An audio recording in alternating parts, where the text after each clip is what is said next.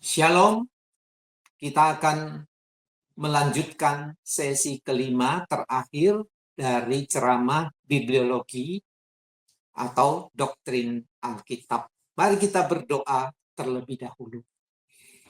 Bapa di surga, terima kasih atas kemurahan Dikau, maka kami boleh memasuki sesi yang kelima dari ceramah doktrin Alkitab. Menyerahkan hamba-Mu di dalam keterbatasan dan persiapannya, menyerahkan juga recording ini, biarlah Tuhan pimpin, sehingga tidak ada halangan yang merintangi.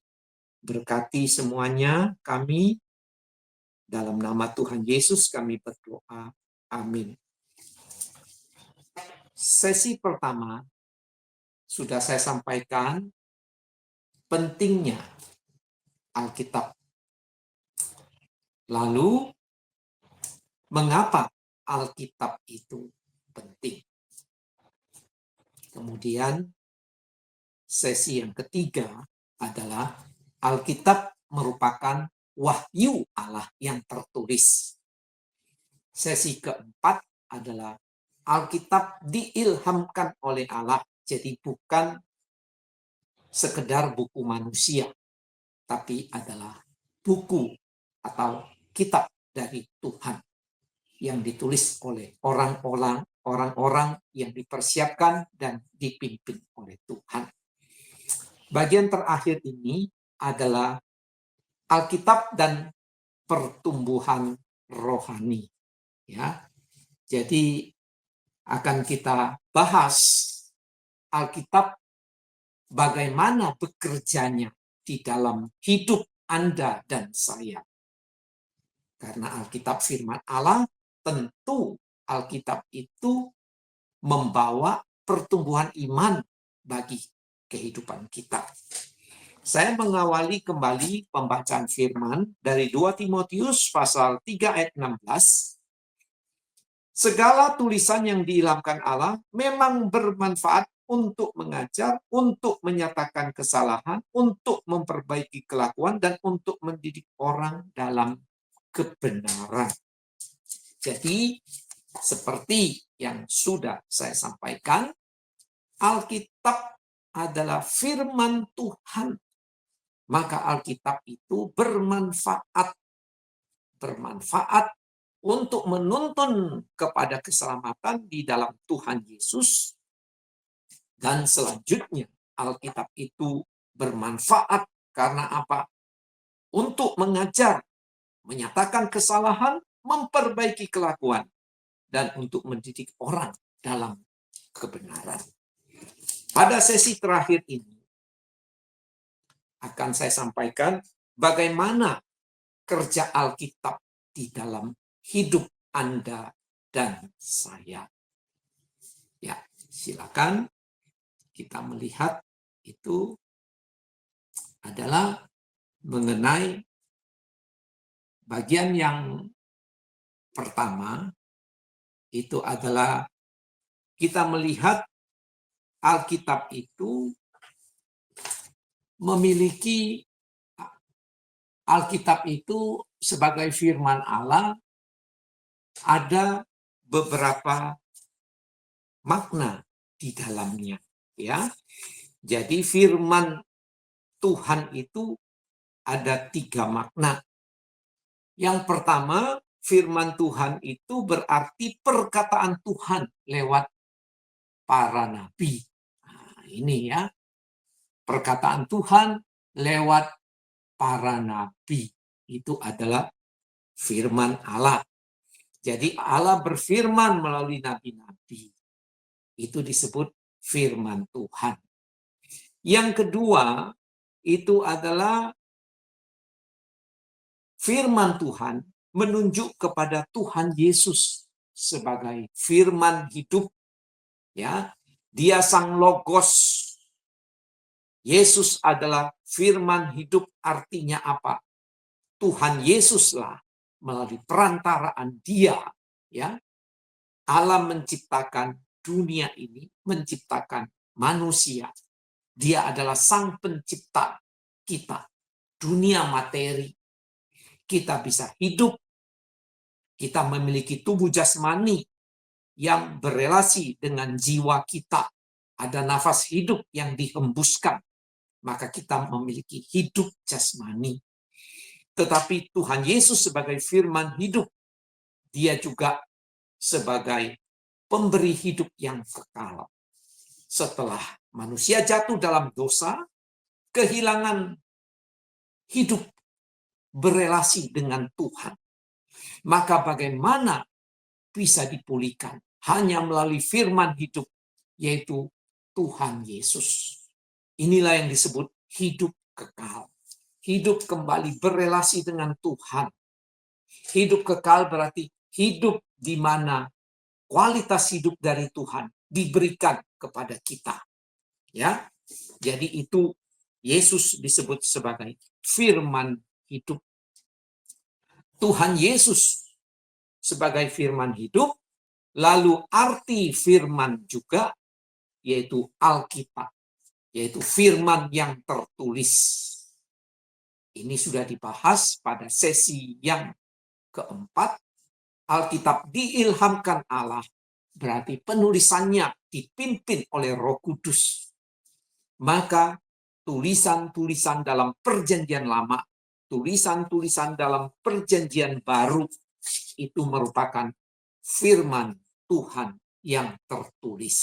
Ya, jadi itu adalah 3 makna firman Tuhan. 3 makna tentang firman Tuhan. Perkataan Tuhan lewat para nabi, ya. Yesus sebagai firman hidup, dan Alkitab adalah firman yang tertulis. Karena Alkitab adalah firman Allah, maka Alkitab itu penuh kuasa. Ya, penuh kuasa. Ini masih slide pertama, ya. Alkitab adalah firman Allah. Itu slide yang berwarna biru, ada gambar Alkitabnya. Jadi Alkitab sebagai firman Allah itu penuh kuasa. Dikatakan firman Allah itu bagaikan api, bagaikan palu, ya, bagaikan api, bagaikan palu. Yeremia 23 ayat 29. Jadi api itu sifatnya menyucikan, membersihkan. Itu sifat dari firman Tuhan. Dia bagaikan palu, artinya dia memukul hati manusia, hidup manusia, menegur, membimbing.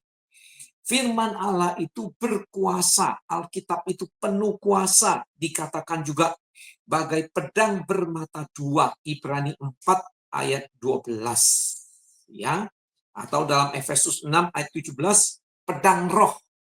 Jadi Alkitab itu merupakan pedang tajam bermata dua. Dia menusuk jauh ke dalam relung hati kita yang terdalam.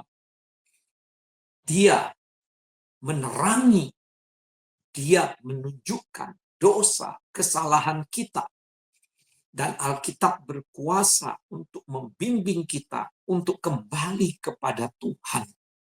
Jadi Alkitab itu karena firman Tuhan, maka Alkitab itu penuh kuasa. Itu sebabnya Anda dan saya mengapa perlu harus menyediakan waktu untuk mempelajari firman Tuhan. Karena firman Tuhan itu penuh kuasa untuk membaharui hidup kita, membimbing kita untuk lebih dekat kepada Tuhan, membimbing kita semakin menyerupai Tuhan Yesus. Kita melihat dalam contoh di Alkitab, ketika Rasul Petrus berkhotbah menyampaikan firman Tuhan, menyampaikan Injil Yesus Kristus, maka para pendengar itu sangat terharu. Kisah Para Rasul pasal 2 ayat 37. Roh Kudus memakai firman Tuhan yang penuh kuasa berbicara kepada orang-orang Yahudi pada masa itu. Maka dikatakan mereka sangat terharu dan mereka bertanya, apa yang harus mereka lakukan. Rasul Petrus katakan supaya mereka meninggalkan dosa, supaya mereka bertobat dan percaya kepada Tuhan Yesus. Lalu kita melihat contoh lain, Kisah Para Rasul pasal 7 ayat 54. Stefanus di dalam pembelaannya menyampaikan firman Tuhan. Dan firman Tuhan itu dikatakan menusuk hati para pemimpin Yahudi. Inilah kuasa firman Tuhan. Sebab itu, Alkitab sebagai firman Tuhan berotoritas, penuh kuasa, dan kita patut menaklukkan diri kita di bawah otoritas dari Alkitab. Sekarang kita melihat apa manfaat dari Alkitab, ya. Apa manfaat Alkitab yang kita miliki? Silakan slide, ya. Slide-nya dimajukan, slide-nya, ya. Nah, terus sekali lagi, ya, manfaat Alkitab bagi kita. Nah, yang pertama, Alkitab itu memberi keyakinan keselamatan. Di dalam 2 Timotius pasal 3 ayat 15, Alkitab itu berkuasa menuntun kita kepada Yesus. Menuntun kita kepada keselamatan. Tetapi Alkitab juga manfaatnya bagi kita itu adalah memberi keyakinan keselamatan. Ya. Karena Alkitab firman Tuhan, maka janji-janjinya memberi kita keyakinan akan keselamatan. Ketika kita membaca Yohanes 3:16, barang siapa yang percaya memperoleh hidup kekal, tidak binasa. Ayat itu meyakinkan kita akan keselamatan. Yohanes pasal 1 ayat 12. Siapa yang menerima Tuhan Yesus, ya, menjadi anak Allah. Ya. Itu memberi keyakinan keselamatan bagi kita. Dan banyak ayat-ayat lainnya yang menunjukkan yang percaya kepada Tuhan Yesus, tidak ada yang bisa merebut dari tangan Tuhan Yesus, dari tangan Bapa. Itu merupakan ayat-ayat yang meyakinkan kita akan keselamatan yang Tuhan berikan. Lalu manfaat Alkitab, apalagi? Yaitu memperdalam pengenalan kita terhadap Tuhan Allah. Allah mewahyukan diri. Allah menunjukkan diri, memperkenalkan diri melalui firman tertulis, yaitu Alkitab. Maka kita bisa mengenal siapa Allah yang benar. Allah Tritunggal, Bapa, Anak, Roh Kudus. Kita memahami Allah Tritunggal apa artinya?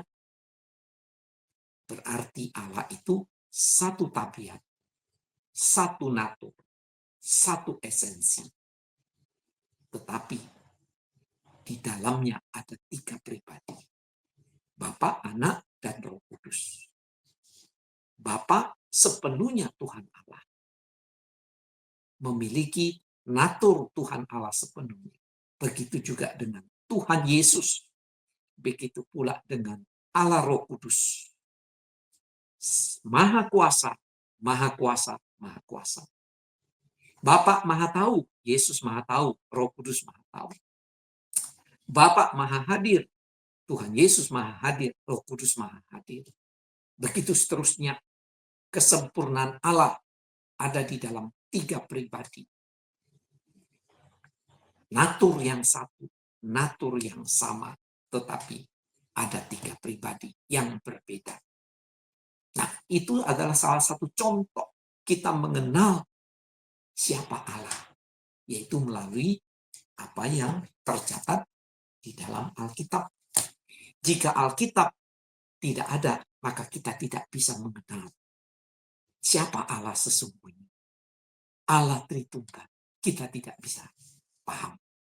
Begitu pula dengan Tuhan Yesus. Kita tahu, kita kenal melalui apa yang ditulis oleh Alkitab, bahwa dia adalah pribadi kedua. Dia sudah datang ke dunia. dia menjadi manusia. Jadi, dia berinkarnasi. Dia tetap memiliki keilahian, tidak lepas, tidak kurang. Tetapi ditambahkan sifat keinsanian, kemanusiaan. Jadi Tuhan Yesus satu pribadi, tapi ada dua tabiat, yaitu ilahi dan insani. Dari mana kita tahu? Yaitu dari Alkitab. Jadi ini manfaat dari Alkitab. Kita bisa mengenal Tuhan Allah dengan benar, dengan jelas. Dan kita juga mengetahui apa yang dia firmankan, apa kehendaknya. Kita mempelajari Alkitab, maka kita bisa mengenal apa kehendak Tuhan, apa tujuan Tuhan, apa rencana Tuhan bagi kita. Lalu manfaat lain dari Alkitab itu adalah menuntun kita untuk lebih hormat dan taat kepada Tuhan. Semakin kita membaca Alkitab, semakin hati kita diterangi oleh Alkitab, semakin Alkitab menuntun hati dan pikiran kita, maka kita akan takjub kepada Tuhan. Kita akan menghormati, lebih mau menaati Tuhan.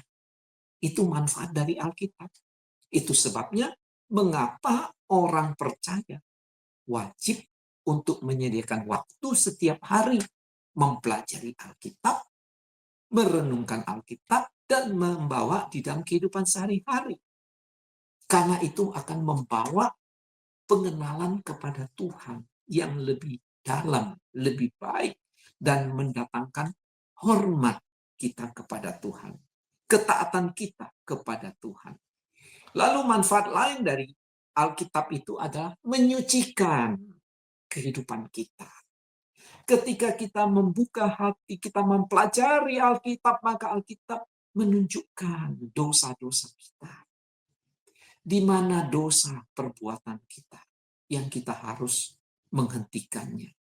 Di mana dosa perkataan kita ketika kita tidak self-control, tidak mengendalikan diri, lidah kita berbuat dosa. Alkitab menunjukkan kesalahan itu. Alkitab menunjukkan kesalahan dalam cara berpikir kita yang mungkin dipengaruhi oleh kebudayaan atau barangkali pemikiran-pemikiran yang bersifat tahyul, mistis. Masih percaya adanya hari-hari baik, hari-hari tidak baik. Masih percaya pada angka yang baik, angka yang sial, dan seterusnya. Nah, ini Alkitab akan menyucikan pikiran kita, menerangi di mana kita salah, membimbing kita ke jalan yang benar. Begitu juga hati kita yang terdalam, motivasi kita, tujuan hidup kita. Tidak ada yang tahu, tetapi Alkitab sanggup menerangi, menunjukkan di mana motif kita yang salah. Supaya kita kembali kepada motif yang benar, hidup di dalam terang Tuhan. Ya. Manfaat Alkitab yang berikutnya adalah menguatkan iman kita.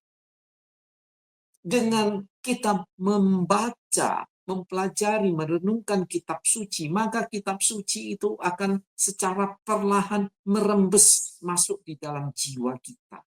Masuk di dalam kehidupan kita. Masuk akhirnya membaharui, menguatkan iman kita. Makin kita melihat kehadiran Tuhan yang real, yang nyata. Dan itu menguatkan iman kita. Jadi iman itu lahir dari firman. Jadi oleh firmanlah maka iman kita itu dikuatkan. Itu tercatat di dalam kitab Roma. Ya, iman lahir dari pendengaran. Pendengaran oleh apa? Oleh firman Tuhan. Jadi mendengar firman menguatkan iman kita. Lalu Alkitab juga bermanfaat untuk kita membaharui self-image atau bayangan diri kita. Setelah manusia pertama jatuh dalam dosa, maka pemikiran manusia itu kacau balau. Tidak mengenal Tuhan. Membangun konsep-konsep tentang ketuhanan berdasarkan pemikiran sendiri. Ketika manusia memandang alam semesta ini juga berpikir menurut pemikirannya sendiri. Bahwa gunung, laut, dan tempat-tempat tertentu ada penghuninya, dan seterusnya. Padahal alam ini adalah ciptaan Tuhan. Jadi pemikiran manusia tentang Tuhan, ya, tentang alam menjadi rusak, kacau. Tidak tahu yang sesungguhnya. Begitu juga pandangan manusia tentang dirinya. Itu mengalami kerapuhan, mengalami kekacauan. Maka kita melihat manusia bisa melihat dirinya lebih besar dari yang sesungguhnya. Tidak realistis. Maka dia menganggap dia paling hebat, dia melampaui teman-temannya, melampaui sesama, ini menjadi sombong, kesombongan.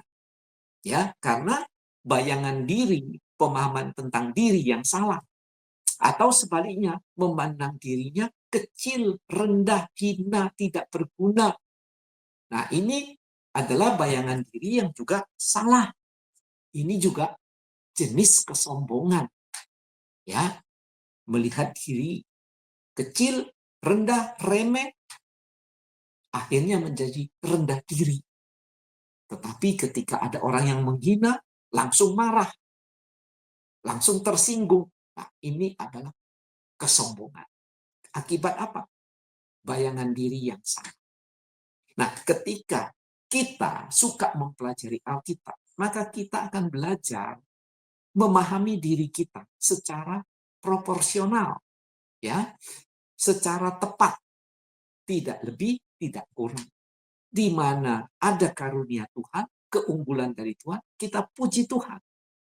Bahwa itu berasal dari Tuhan, bukan untuk keangkuhan diri. Ketika kita melihat ada kekurangan, ada kelemahan diri, kita juga belajar berharap kepada Tuhan. Sehingga kita belajar menjadi orang yang punya perspektif tentang diri sendiri dengan lebih tepat, lebih benar. Itu dikenal sebagai orang yang rendah hati. Jadi, kenal siapa dia, karena dia kenal Tuhan, dan dia memposisikan dirinya pada batas ukuran yang tepat di hadapan Tuhan dan di hadapan sesama. Lalu manfaat Alkitab bagi kita apa? Yaitu memberi kita kekuatan ketika menghadapi penderitaan. Ketika ada penderitaan, kesusahan, sakit penyakit, kematian di tengah-tengah keluarga kita, ada duka cita, ada kesulitan yang belum teratasi. Kita membaca firman Tuhan, maka Alkitab akan memberi kita kekuatan. Karena kita sadar ada Tuhan yang berdaulat mengontrol sejarah manusia dan hidup kita. Maka itu akan memberi kita kekuatan iman. Di tengah-tengah penderitaan dan kesulitan, kadang-kadang Tuhan izinkan terjadi untuk melatih kita rendah hati, bersandar kepada Dia. Melatih kita untuk mencari dan mengikuti pimpinan Tuhan. Dengan demikian, Roh Kudus memberi kita kekuatan, ketabahan menghadapi penderitaan dan kesulitan. Lalu manfaat lain dari Alkitab itu apa? Manfaat lain itu adalah kita belajar mengasihi sesama kita. Dengan kita mengenal siapa Tuhan, kita akhirnya mengenal juga sesama kita itu adalah ciptaan Tuhan. Sesama kita itu adalah gambar dan rupa Tuhan, sama seperti kita. Maka kita harus menghargai sesama kita sebagai sesama manusia, sesama ciptaan Tuhan. Sehingga kita terhindar dari sifat untuk memandang remeh orang lain, menghina orang lain, atau memanfaatkan, mengeksploitasi orang lain demi kepentingan kita. Bukan begitu. Tetapi kita menghormati sesama, belajar mengasihi sesama, belajar hidup adil dengan sesama. Jadi kita memperlakukan sesama kita seperti kita juga memperlakukan diri kita. Bukan merugikan sesama, kita yang untung. Tetapi saling menghargai, menghormati sesama. Lalu manfaat Alkitab yang lain adalah menjadikan kita saksi Kristus yang efektif. Dengan kita mempelajari Alkitab, kita melihat bagaimana luar biasanya, indahnya, uniknya rencana keselamatan Tuhan bagi manusia. Sampai puncaknya Tuhan Yesus datang, dia mati, dia bangkit, dia naik ke sorga. Dan dia memberi kita mandat, yaitu amanat agung, memberitakan keselamatan di dalam Tuhan Yesus. Maka kita melihat tugas ini, tugas menjadi saksi Tuhan Yesus, tugas untuk memberitakan Injil, ini bukan sekedar, bukanlah upaya kristenisasi. Bukan supaya gereja kita maju, bukan supaya kita dipuja-puji, supaya orang melihat komunitas kita yang hebat, bukan. Tetapi pemberitaan Injil itu untuk membawa orang berdosa kembali kepada Tuhan melalui Yesus Kristus. Sehingga motif kita menjadi saksi Tuhan ada pada jalur yang benar. Dan motivasi kita menjadi saksi Tuhan diberi dorongan yang kuat oleh Roh Kudus melalui firman Tuhan. Inilah manfaat Alkitab bagi hidup Anda dan saya. Tentu masih ada manfaat-manfaat yang lain. Tetapi paling tidak ini adalah beberapa manfaat yang signifikan, yang penting bagi kehidupan Anda dan saya. Karena Alkitab itu firman Tuhan, maka Alkitab itu memiliki manfaat untuk kita sekalian. Sekarang kita masuk pada bagian yang ketiga. Slide silakan ditampilkan. Ya. Bagaimana kerja Alkitab dalam diri kita? Ya, bagaimana kerja Alkitab dalam diri kita? Hal ini penting kita pahami supaya kita bisa memberi respon yang tepat. Kalau kita tidak memahami bagaimana kerja Alkitab dalam hidup kita, maka kita akan memperlakukan Alkitab dengan salah. Ya, sebagai contoh, kalau orang tidak paham Alkitab itu firman Allah, dia akan meremehkan Alkitab. Cuma membawa Alkitab pada hari Minggu waktu ibadah, tetapi dalam kehidupan sehari-hari tidak membaca, tidak merenungkan Alkitab.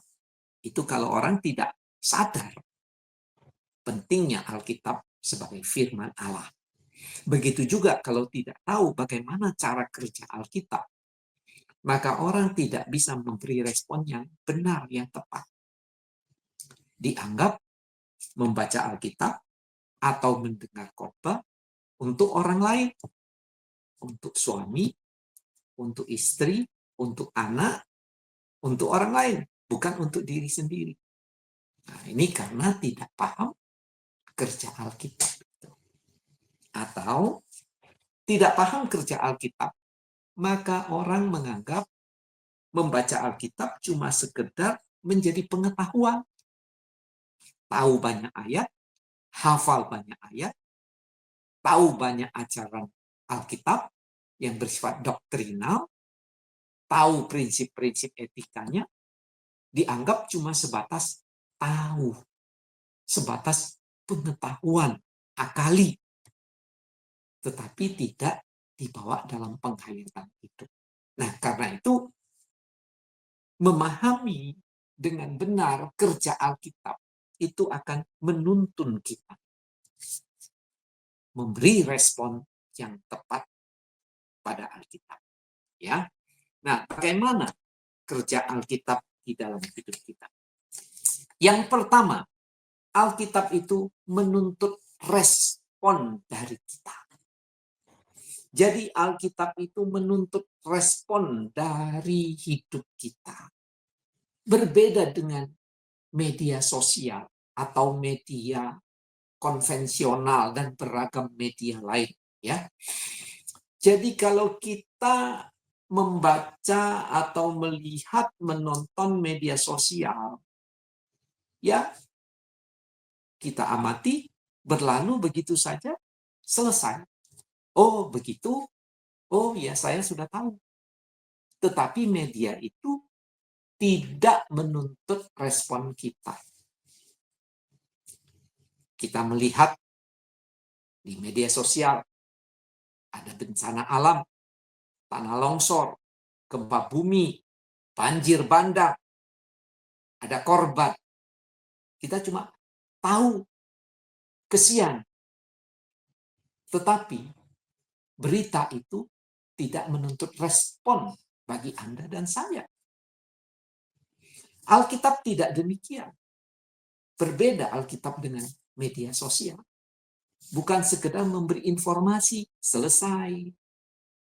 Audiensnya, pendengarnya, mau menanggapi, tidak menanggapi, tidak menjadi persoalan. Tetapi Alkitab selalu menuntut respon Anda dan saya. Ketika kita membaca, ketika kita mendengar firman Tuhan, maka Alkitab itu menuntut respon kita. Ya, sebagai contoh, ketika Tuhan berfirman kepada Abraham untuk pergi ke tanah yang dijanjikan Tuhan. Abraham bukan sekedar mendengar. Oh ya, saya sudah tahu Tuhan. Ya sudah ya, saya tetap duduk di rumah saya tidak perlu memberi respon, tidak. Tetapi jelas dalam kitab Kejadian pasal 12, setelah Abraham mendengar firman Tuhan, dia langsung meresponi.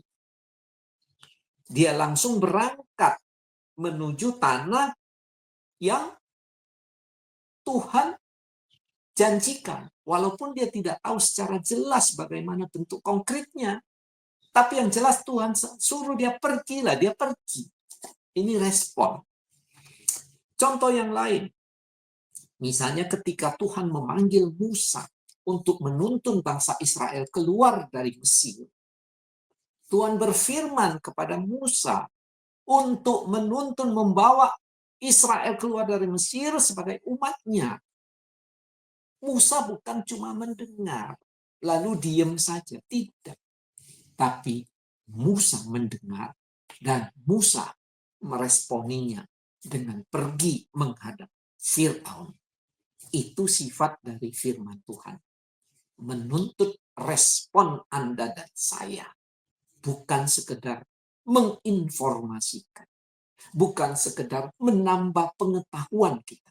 Tetapi selalu menuntut respon. Begitu juga ketika Tuhan berfirman kepada Yosua, kepada Daud, kepada Yesaya, kepada Yeremia, kepada nabi-nabi lainnya.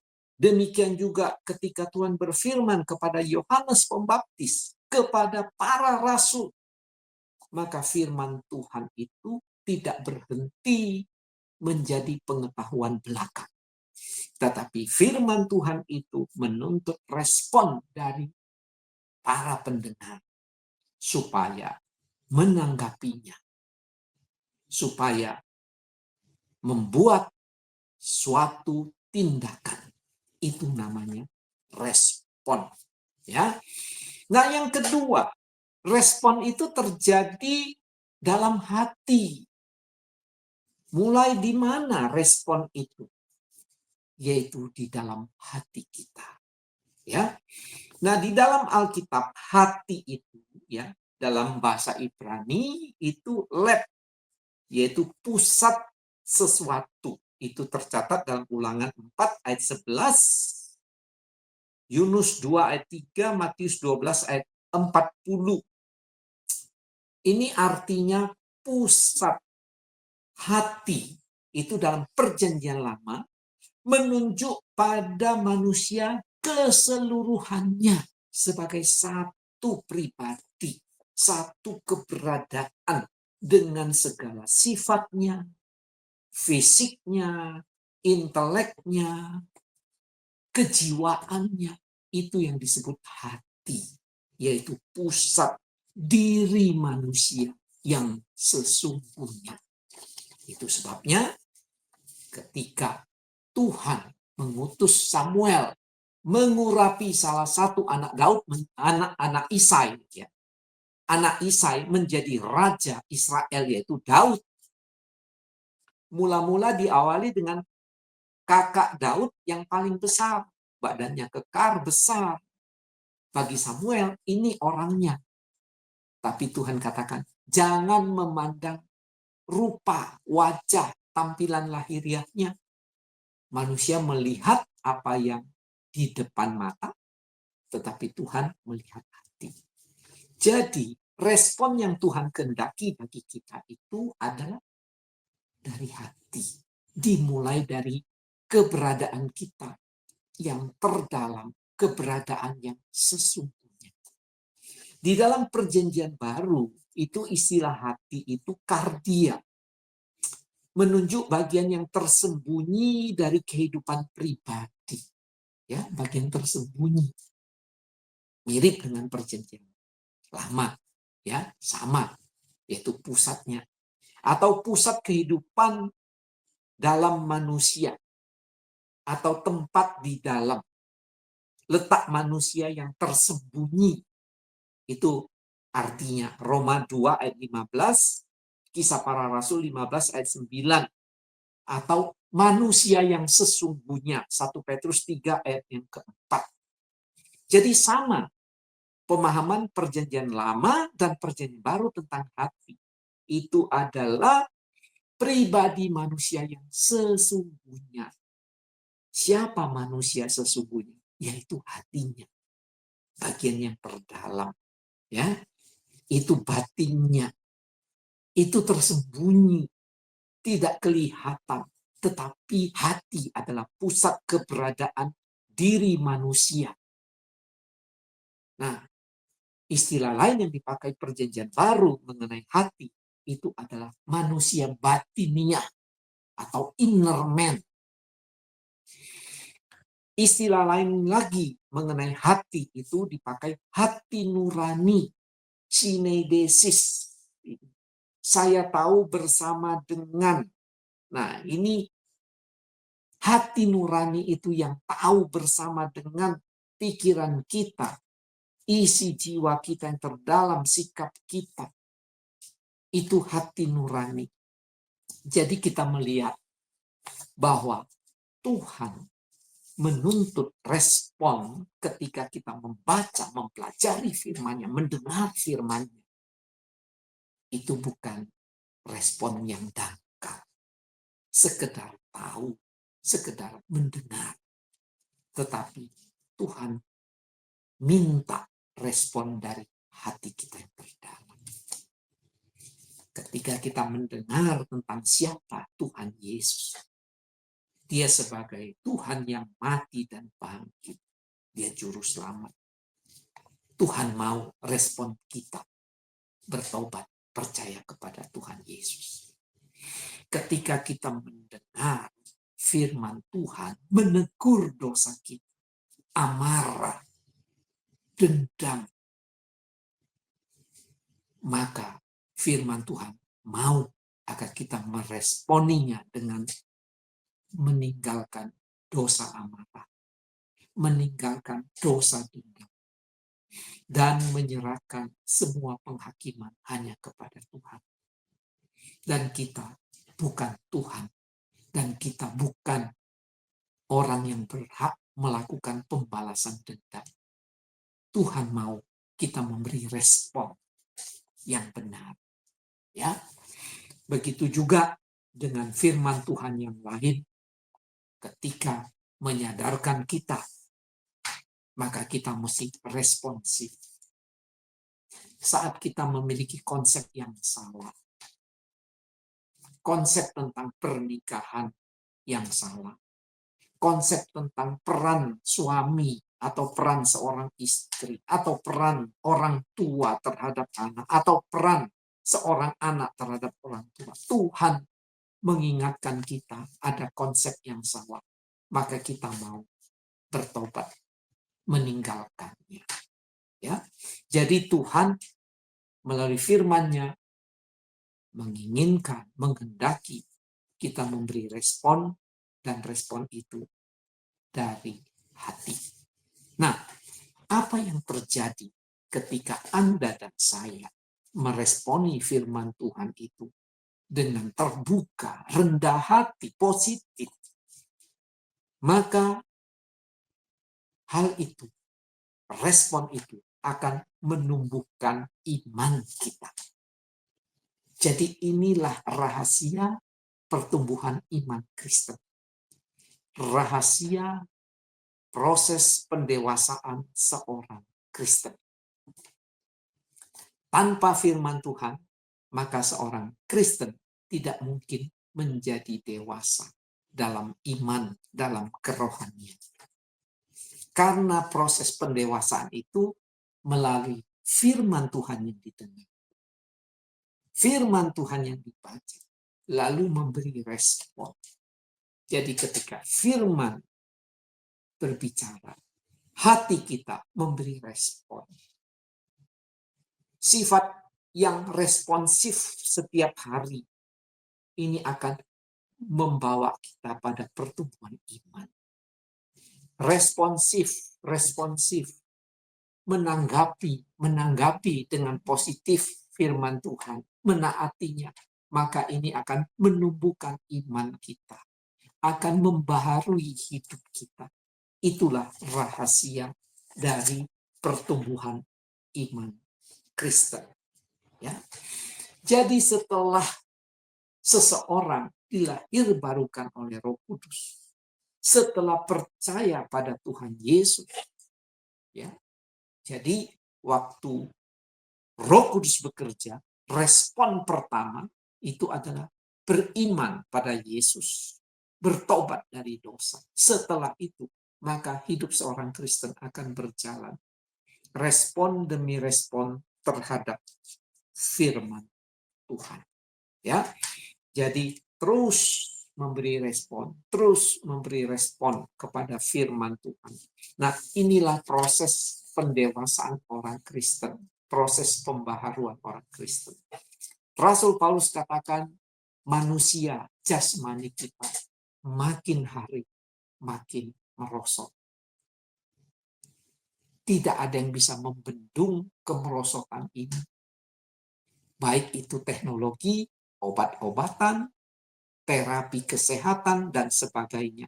Tidak ada yang bisa membendung proses kefanaan, proses penuaan dalam hidup kita.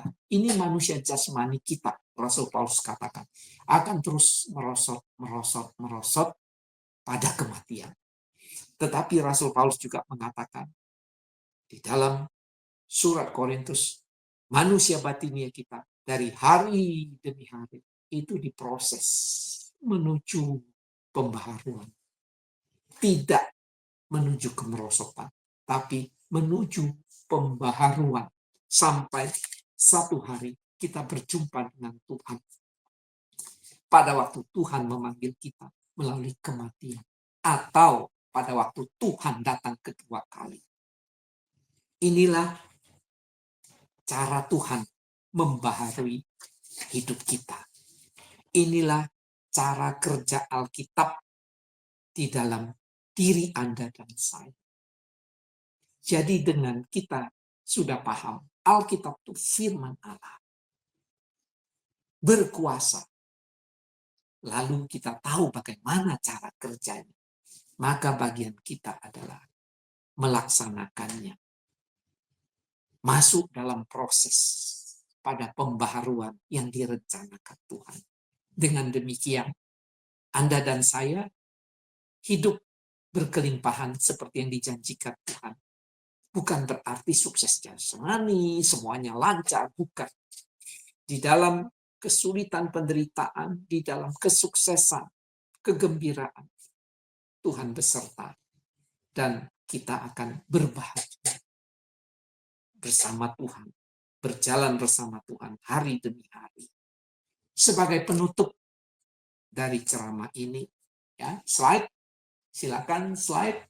Sebagai penutup, sudahkah Anda menyambut Alkitab sebagai firman Tuhan? Nah, ini penting. Kalau kita paham Alkitab itu adalah firman Tuhan, suara dari Tuhan, penyataan dari Tuhan, wahyu Tuhan sendiri, maka kita akan serius terhadap Alkitab. Ya, bahwa Alkitab firman Tuhan. Yang kedua, sudahkah hati Anda responsif terhadap firman? Ini merupakan bagian refleksi bagi kita sekalian. Jika kita sudah menerima Alkitab sebagai firman Tuhan, nah apakah kita wujud nyatakan? Yaitu dengan hati kita responsif. Kita mau menyediakan waktu setiap hari membaca, merenungkan Alkitab.